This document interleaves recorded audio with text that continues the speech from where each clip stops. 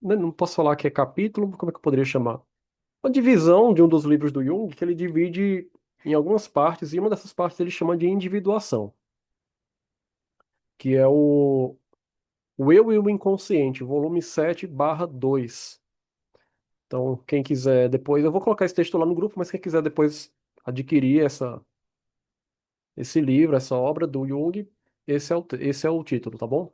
O Eu e o Inconsciente.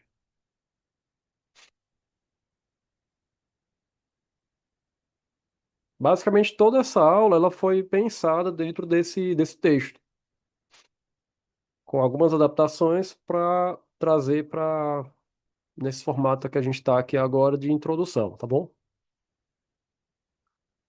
Deixa eu espelhar aqui a tela.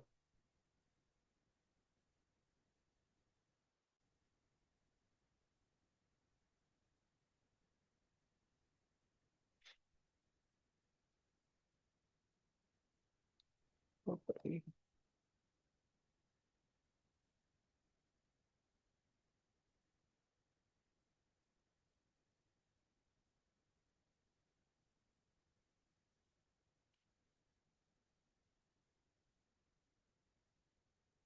Bom, então vamos começar aqui nossa temática aqui de hoje.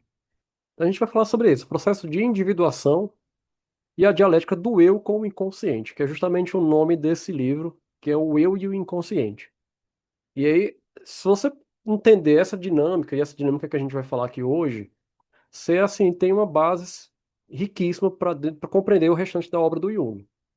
Então, para quem está começando os estudos agora, as dinâmicas que a gente vai ver hoje, essa relação do eu com o inconsciente, é assim, é fundamental, é básico, é assim,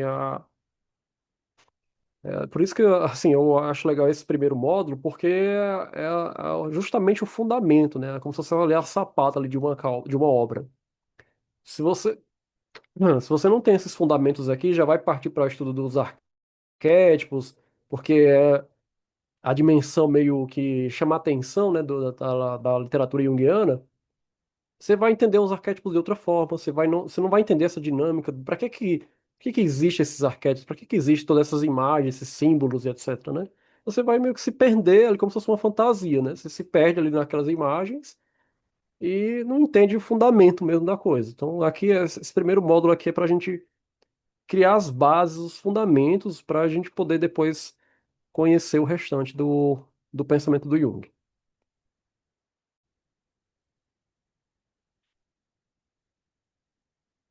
Então, o Jung fala o seguinte: essas citações que eu colocar aqui nesse slide aqui, pessoal, todas são do Jung, tá bom? Então, eu não coloquei Jung aqui, mas todas são do Jung.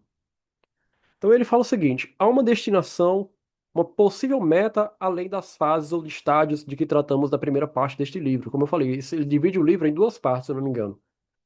A primeira parte eu não lembro agora qual o título que ele coloca, na segunda ele chama de individuação. E aí, qual é a meta, então, para esse desenvolvimento? Existe uma meta, que é a individuação, que é o caminho da individuação. Veja que interessante essa frase que ele traz aqui, apesar de parecer muito simples, de que ele coloca o seguinte: existe uma meta, né? Que aí essa meta é um caminho. Então, ou seja, a meta é você estar caminhando. E é muito interessante usar essa imagem do caminho para a individuação, porque a individuação é isso, é algo que não se finda, né? Você não termina a sua individuação. Como você terminaria ali, por exemplo, uma graduação, um curso, etc. Você não termina a sua individuação. Por isso que a formação junguiana, vocês que estão aqui, principalmente quem está aqui pela clínica, né, para atender, a formação junguiana ela não é somente de você se formar, de você ler, formar que eu digo assim, a graduação, você ler os livros do Jung, as obras completas, etc. Porque isso aí finda, isso aí termina.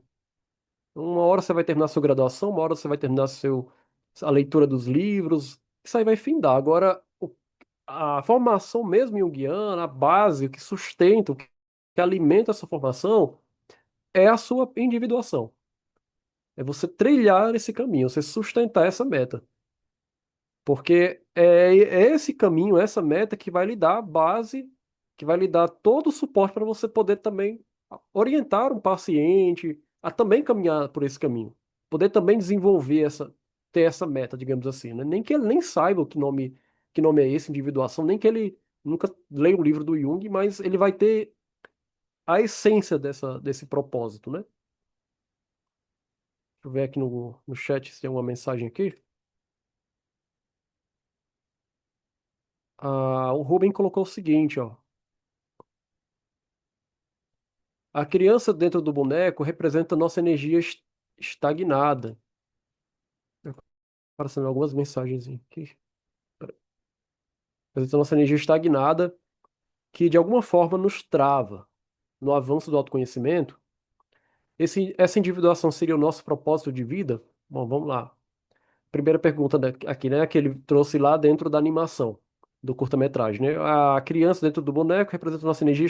Isso. Interessante que você trouxe essa ideia da energia, né, estagnada, e a criança que está dentro do boneco. Porque a criança, eu acho legal esse curta para essa temática, porque a criança justamente é essa energia criativa. Ela é espontânea, ela é criativa, ela tem flexibilidade, fluidez. Ela não é como o boneco que ela se depara que ela dentro ali, né? O boneco não, o boneco é parado. Ele só mexe os olhos, que é inclusive os olhos da criança que está ali movimentando, mas ele não tem movimentação, não tem criatividade. O que é que o boneco ele precisa da criança para que ele haja criatividade, para que ele se movimente, desculpa. Ele precisa da criança para que haja movimento. Então são duas imagens parecidas, né, que é muito presente ali nessa temática da infância, mas parecem um pouco opostas uma da outra, né? Opostos que se complementam. E aí você fala, e aí interessante, eu concordo com essa sua visão, né, de que parece essa energia estagnada que de repente trava ali esse avanço do nosso autoconhecimento. A gente se desenvolver, ser quem a gente realmente é. Como eu falei, se a gente se prende a essa máscara, que seria o boneco, toda aquela, a nossa autoimagem, né, que a criança, ela vê ela mesma ali no na vitrine da loja, né? Ela vê ela mesma e ela fica encantada. A nossa autoimagem.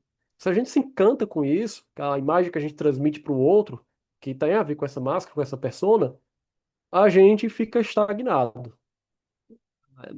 Não há fluidez, não há desenvolvimento. Você trouxe autoconhecimento, né? Que é, digamos assim, é, é o que a gente faz nessa jornada. A gente se conhece, que tem como resultado transformações. Esse autoconhecimento junguiano não é só um autoconhecimento intelectual, que é, poxa, agora eu sei coisas sobre mim e pronto, fica ali. Não, não, eu sei coisas e a partir do momento que eu sei sobre mim mesmo, vai acontecendo transformações na nossa vida, na nossa personalidade, né? Então é bem interessante esse caminho, esse processo. E aí você perguntou, né, se a individuação seria o nosso propósito de vida? Aí vamos só diferenciar aqui, né? Porque aí o propósito, cada pessoa vai ter o seu propósito, né? Tem algumas pessoas, inclusive na clínica, que a pessoa não vai entrar nessa jornada da individuação. A gente vai estudar isso lá no final do curso, né? Mas na clínica vai ter algumas pessoas que adentram a clínica que elas não precisam trilhar a individuação. Então, para aquela pessoa, não seria um propósito, sabe? Mas o que é que seria então a individuação? Ela é uma meta dessa jornada, digamos como você falou na mensagem anterior, de autoconhecimento. Enquanto eu estou me autoconhecendo, a meta seria essa individuação, eu me tornar quem realmente eu sou. Se eu estou procurando uma cura, de repente eu percebo uma neurose se agravando, eu vou procurar uma cura. Essa cura ela ocorre quando eu tenho como meta a individuação. A gente vai entender o que é individuação, aí vai ficar mais claro isso que eu estou falando. Mas a meta seria, poxa, tenho que curar desse sintoma, dessa neurose, desse transtorno, etc. Como é que como é que eu curo essa questão? Tá ali agravando pela individuação, trilhando esse caminho da individuação. Então é uma meta, propósito para quem quer colocar isso na sua vida como propósito. O Jung, ele na época, hoje em dia a gente não usa essa terminologia, mas ele na época usava, né, que é diferenciar entre pessoas neuróticas e pessoas normais. Ele fazia essa diferenciação, pessoas neuróticas e pessoas normais. Mas o que ele queria dizer com pessoas normais? Pessoas que têm ali obviamente, essa cisão psíquica que a gente viu, acho que a gente já falou no encontro passado, né, entre o consciente e o inconsciente. Ela tem essa divisão psíquica, mas ela não desenvolve um sintoma, uma patologia, uma neurose muito séria que vai comprometer a vida dela. Ela vive sua vida, trabalha, estuda, e não tem ali um sintoma desenvolvido. Ela não está ali procurando uma clínica para se tratar. Então, então para essa pessoa, a individuação para ela pouco importa. Ela não precisa procurar individuação, né? A vida como tá, mesmo estagnada, mesmo com uma certa rigidez, porque há essa divisão psíquica, ela tá ali, talvez com a persona, alimentando essa persona, às vezes inserida nesse, né, que a gente vai ver hoje, inserida nesse coletivo, nas expectativas alheias, mas para ela tá tranquilo que aquilo ali não gera uma patologia, não gera um transtorno maior. Então, para ela, não, a individuação pouco importa, não seria uma meta, não seria um propósito.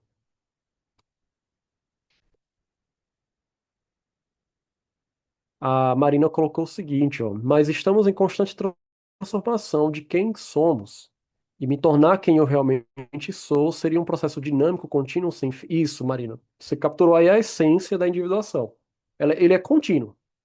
Para a gente que está, principalmente para a gente que está estudando psicologia analítica, ou quem está ali como clínico, que vai atuar na clínica, ou que já está atuando, a individuação tem que ser uma meta. Porque como é que eu vou levar um paciente para um processo, para uma jornada que eu não trilhei, que eu não estou trilhando? Então ela tem que ser uma meta, e é uma meta para a vida toda. Como você colocou, a gente está em constante transformação. Então, a gente vai entender mais ao longo da aula, mas estou gostando aqui das perguntas de vocês. A gente vai entender mais isso. Por que que é uma meta e por que que é ao longo da vida toda? A Marina já até trouxe aqui, né? Porque tem essa, a gente está sempre se transformando. A gente e o nosso meio. Então isso faz com que a gente seja sempre busque uma transformação, algum tipo de transformação. Vocês aí estão riscando aqui o slide, né?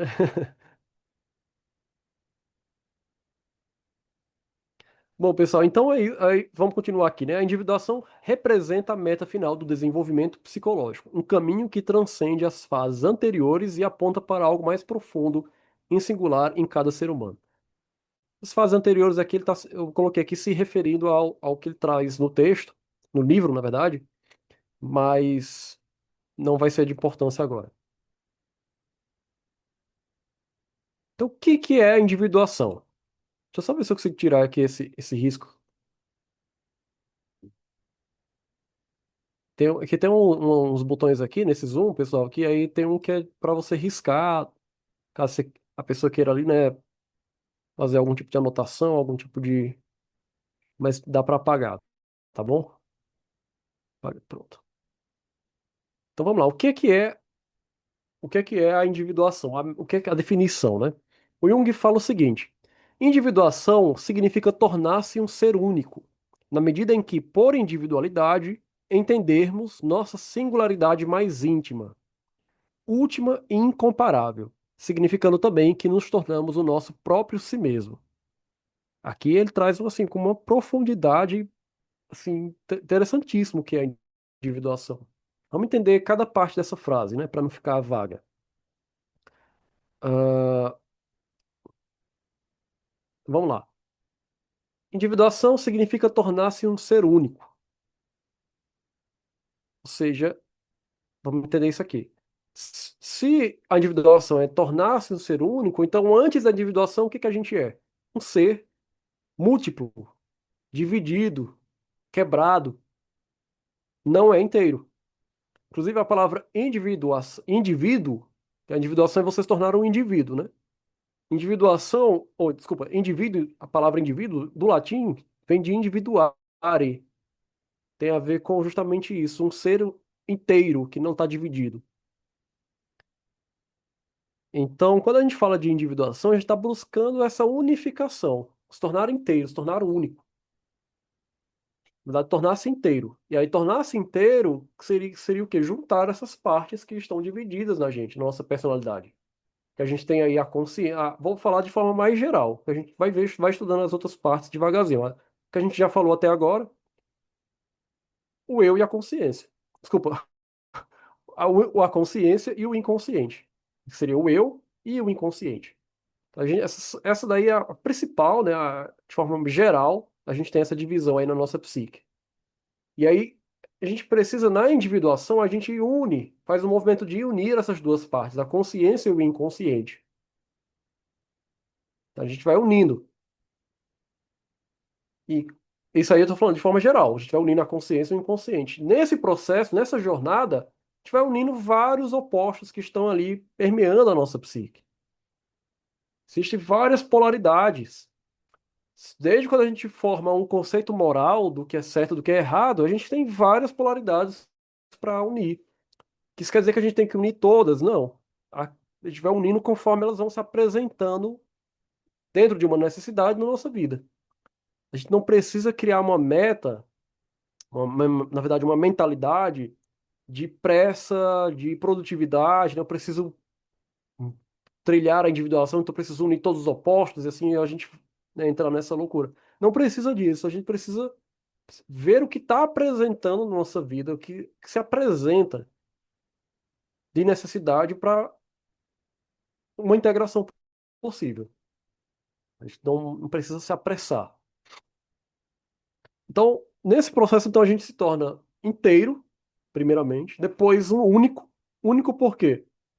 Porque eu não vou ser igual fulano. Apesar de que a gente possa ter a mesma, experiências parecidas, ou então conviver em lugares parecidos, ou até mesmo pertencer à mesma família, por mais que haja uma semelhança assim, gigantesca entre eu e o outro, alguma coisa vai me diferir do outro.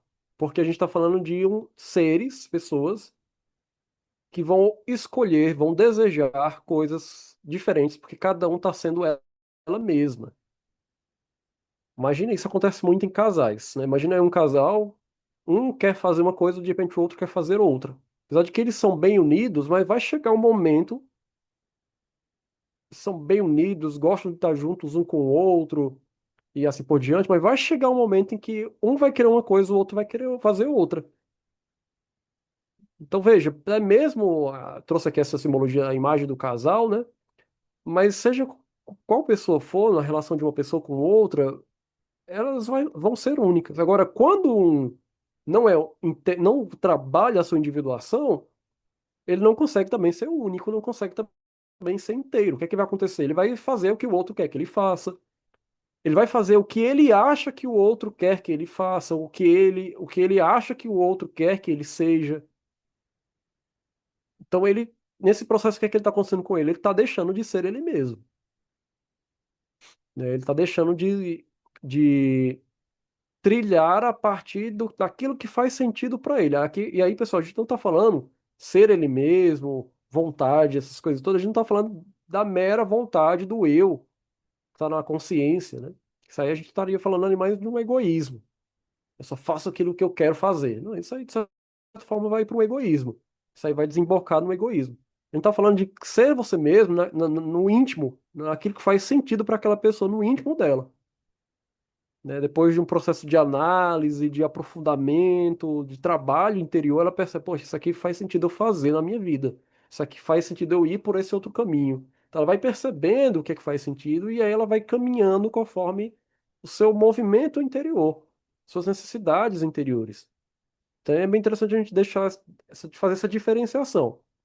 Tornar-se quem você realmente é não é você fazer o que a sua mera consciência ou o ego quer fazer, né? Porque a gente, quanto ego consciente, a gente é muito limitado, a nossa percepção é muito egoísta, a gente às vezes acha que está fazendo algo que é o que a gente quer, mas olhando para o inconsciente, a gente vai encontrar donos desse querer, que não é a gente mesmo.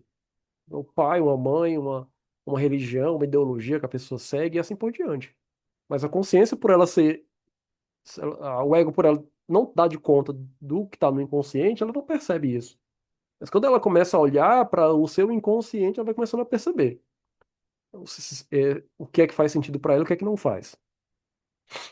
Então, individuação significa tornar-se um ser único, porque ele vai ser único em que sentido? Porque ele se diferencia do outro, se diferencia no sentido de tornar-se diferente, se destacar, né? Destacar no sentido aquelas tem aqueles, um adesivo, né, que você destaca da cartela, né, como se fosse isso, você se destaca, se descola do outro. Isso é uma individuação também, você descolar-se do outro. Na medida em que, por individualidade, entendermos nossa singularidade mais íntima, aquilo que a gente é no íntimo. E aí ele fala também, né? Podemos, pois, traduzir individuação como tornar-se si mesmo. Ver, Verselbstung, ou o realizar-se do si mesmo. Aquilo que a gente já falou, né? A autorrealização é do si mesmo, não é do ego da consciência, mas é dessa totalidade psíquica. Quando a gente fala de uma realização do si mesmo, é nossa totalidade atuando, se realizando. E aí, veja só, não é algo que a minha consciência quer fazer somente. É também, mas não é somente o que a minha consciência quer fazer. Pode ser que de repente eu tenha que tomar uma atitude que tenha a ver com essa totalidade do meu ser e que não, minha consciência nem sabia que eu tinha que fazer aquilo, né? Um desejo que nasce do íntimo de um outro local do meu próprio ser, mas que faz parte da minha individualidade, nasceu em mim, né? Não veio de fora, não é algo que foi colocado, que foi imposto, mas é algo que nasceu de mim, apesar de eu não ter tido consciência, porque não veio do meu eu. Então, a gente tem esse realizar-se si mesmo é como, por exemplo, uma semente de uma árvore que você planta e aí, depois de algum tempo, aquela semente começa a se realizar. Ela começa a crescer sendo ela mesma. Você planta, por exemplo, um pé de mamão, você planta lá a sementezinha, ele vai nascer um pé de mamão. Ele não vai nascer querendo ser uma bananeira, querendo ser ali um abacateiro. Ele vai nascer se tornando um pé de mamão. Veja que é um movimento natural. A própria natureza daquela semente carrega tudo o que é necessário para que ele se torne um pé de mamão. A mesma coisa a gente, mas só que a gente tenta fugir disso. A gente quer ser outra coisa que a gente não é. Então, dentro da nossa totalidade, que é como se fosse essa semente, dentro da nossa totalidade, tem tudo que a gente precisa para ser quem a gente realmente é. Para a gente se tornar esse si mesmo, tornar quem realmente a gente é. É algo que traz uma sinceridade para a nossa vida, porque a gente não fica criando uma imagem errada, uma imagem ilusória de quem a gente é. Tá? É um processo muito profundo, muito interessante.